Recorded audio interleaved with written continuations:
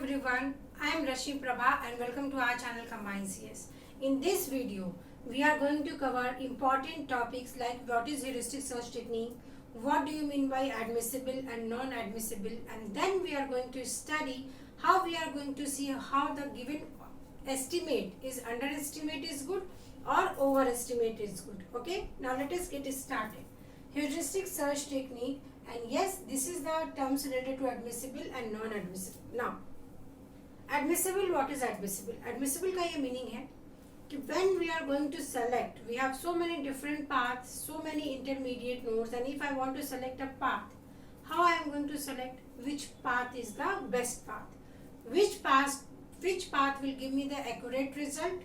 Which path, when I will traverse this path, then the cost will be minimum, and if the cost is minimum, then the efficiency of the algorithm should always be good. Okay, now underestimate and overestimate. So what is underestimate?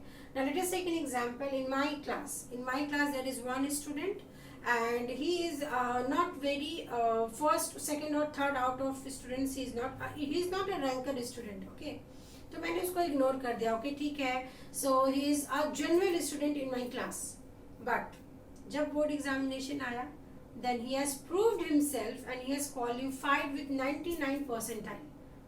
अब that is the unexpected result. So that is the meaning of underestimate. What is underestimate? If I want to traverse to all the paths given, okay, मैंने किसी path को underestimate किया by seeing the initial state goal. Initial मैंने cost को analyze किया, and initial cost को analyse करने के बाद आई केम टू कंक्लूजन, ओके नहीं ये तो बहुत ज़्यादा महंगा है, इस पार्ट से ओके मैं नहीं जाऊंगी, और मैंने उसको इनिशियल स्टेट पर अंडरएस्टिमेट किया. बट एक्चुअली में क्या हुआ कि जब मैंने दूसरे पाथ को, let us take an example कि अगर मैंने ये देखा कि मुझे 100 रुपये इस पाथ से होकर जाना है और एक दूसरा पाथ है जहाँ पे मुझे 80 रुपीज़ लग रहे हैं, तो ऑब्वियसली मैं 80 रुपीज़ देखूंगी और मैं चली जाऊँगी. अब ये मैंने लिया, जाके मैं ट्रैफिक में फंस गई, जाम था वहाँ पे, क्या करेंगे? मीटर तो मेरा चालू है, ठीक है. इट मीन्स कि ये जो पार्ट था जिसको इनिशियली मैंने ये एनालाइज किया कि नो चलो this is the high cost, I am going to under estimate it, but ultimately मेरे गोल स्टेट तक रीच करने में ये पार्ट मुझे ऑप्टिमम रिजल्ट दे रहा था, that is the minimum cost मुझे दे रहा था.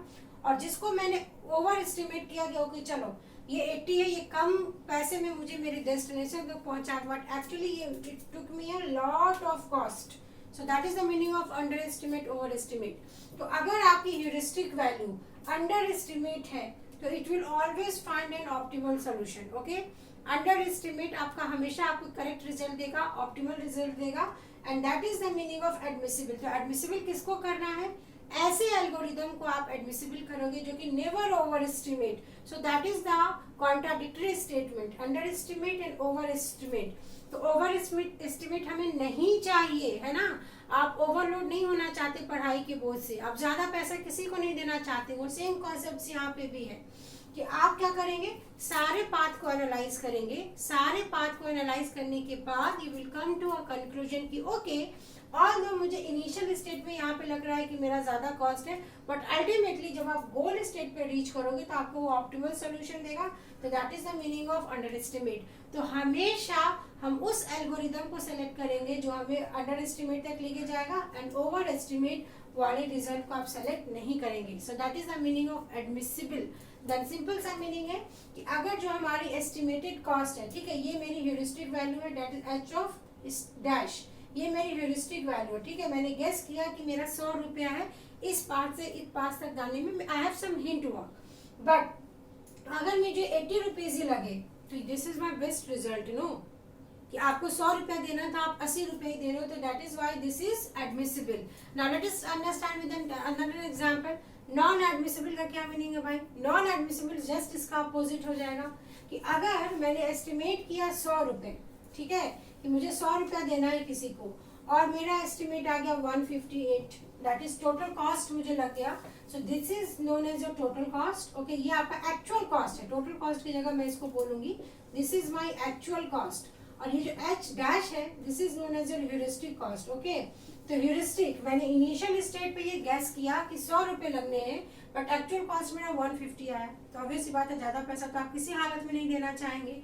इसीलिए ये आपका हो जाएगा non admissible and this is known as over estimate. तो कौन सा एल्गोरिदम आपको चाहिए?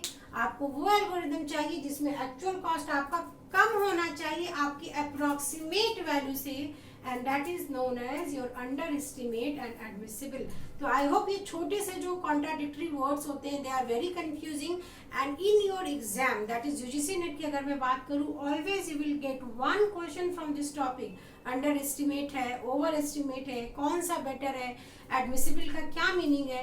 तो एडमिसिबल का मीनिंग है कि वो नेवर ओवर एस्टिमेट होना चाहिए। इट मीन्स कि what you want for finding N optimal solution that is under estimate values आपको चाहिए। तो that is the basic difference between all the given concept. तो इस वीडियो को जरूर एक बार और देखिएगा अगर कोई कॉन्सेप्ट में डाउट होगा, और जो एग्जाम्पल दिया है उस एग्जाम्पल से समझने की कोशिश करिएगा। क्यों? क्योंकि आज के ज़माने में आप अपने जेब से 1 रुपया भी ज़्यादा किसी को नहीं देना चाहते हैं। हम क्या सोचते हैं कि चलो कैसे हम अपने पैसे को बचाएं। So that is the simple meaning of over estimate and under estimate. तो please like the video, share the video and just subscribe to our channel for the upcoming next video. Thank you so much.